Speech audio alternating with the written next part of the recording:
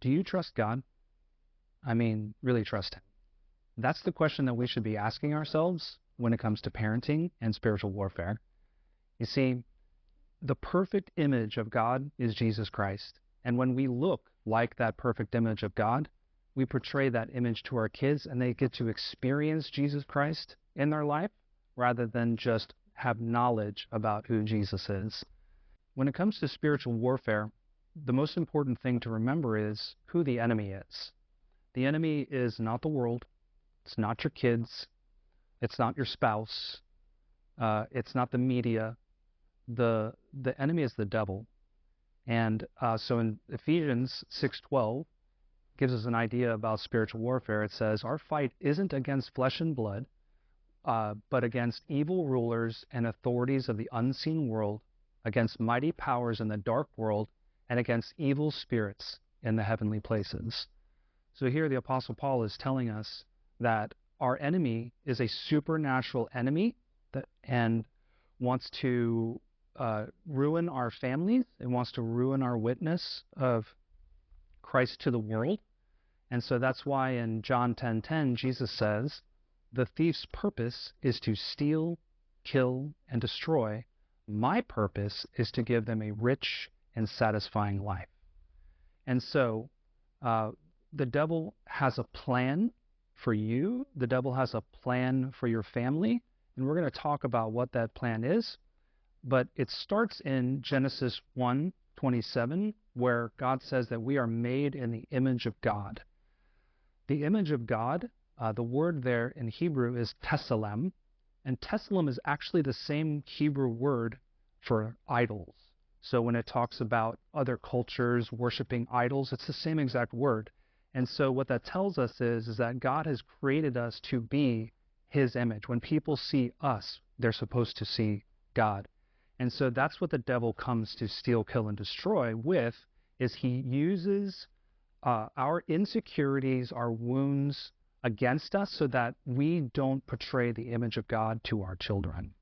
Yeah, so I think one of the things my parents did the best was equipping me for spiritual warfare. Growing up, that was always something my parents emphasized.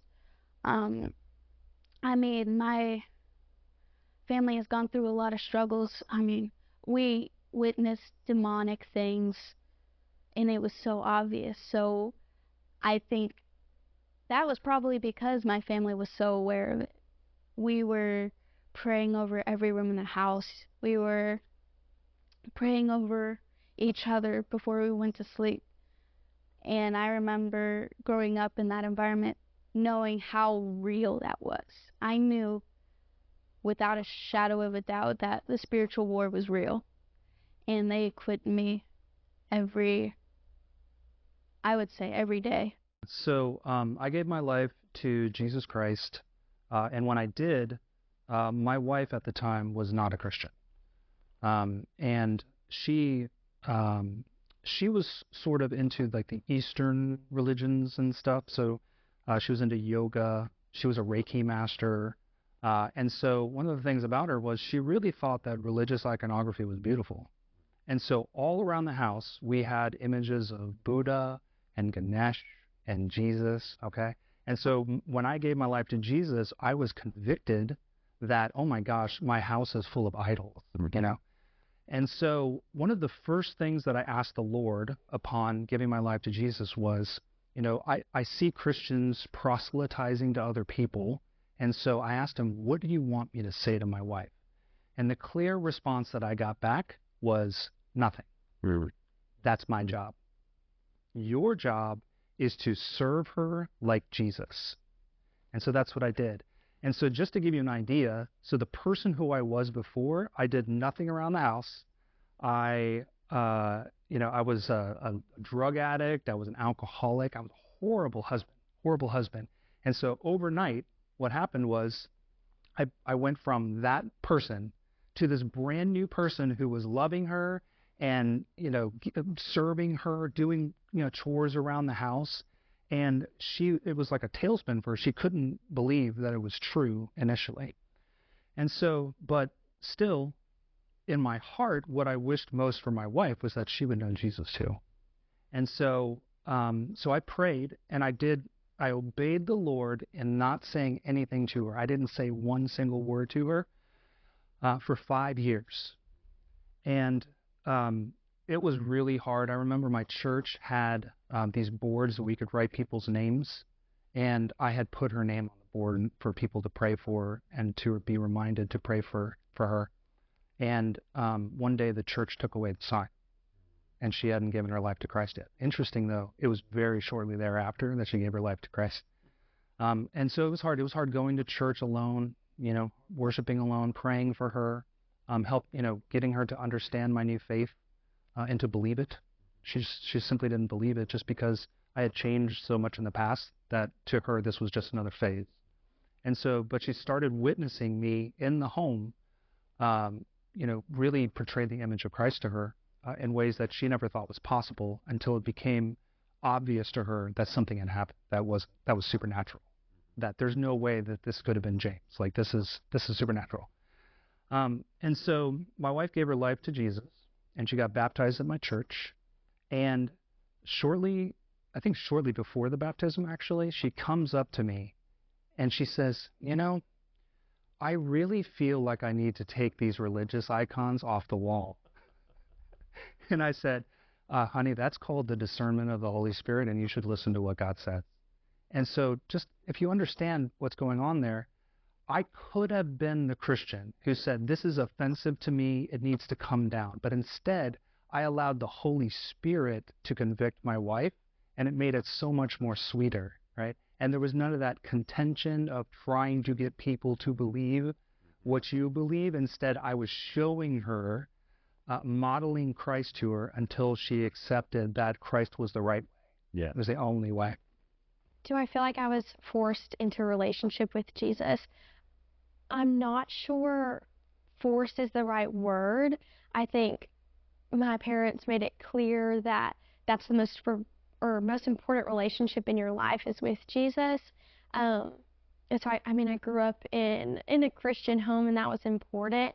But you go to church every Sunday. You don't want to get up in the mornings, and Wednesday I'd rather be with my friends or something, just anything like that. Was sometimes like, no, you have to go, especially like when your parents are like helping lead some of the youth groups and stuff like that. You kind of feel forced and pressured to go. High school is where I really like felt that pressure. I think I was putting it more on myself to not disappoint them, because I knew how important it was to them. The battle that was being waged in that 5 years was of me wanting to take control.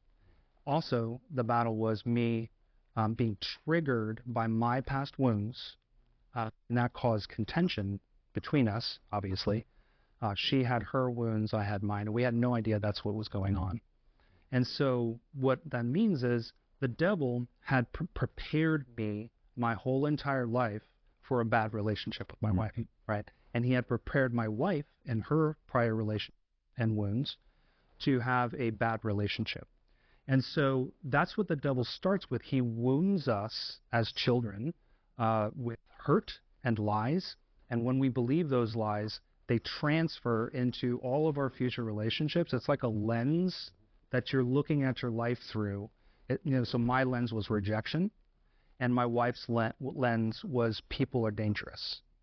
And so I'm a person, so obviously I was dangerous to her. So the devil's plan starts with wounding you when you are young, wounding your children when they are young, so that they are hurt and they see life through the lens of that lie rather than through the lens of Jesus Christ, which we should.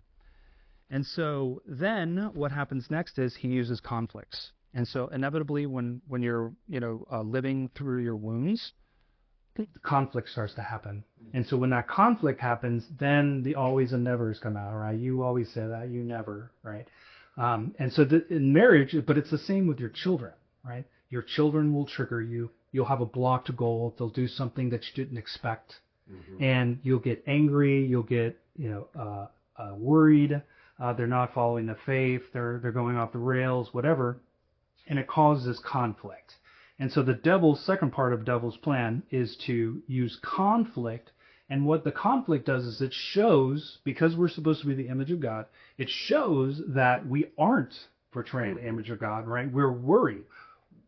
Would God worry, right? Would God freak out about these things? Would he try to control and manipulate the situation? The answer is no. And so the devil tries to get us to do things outside of the purview of literally what Jesus would do. And so it's that conflict that he uses, the emotions when they're high.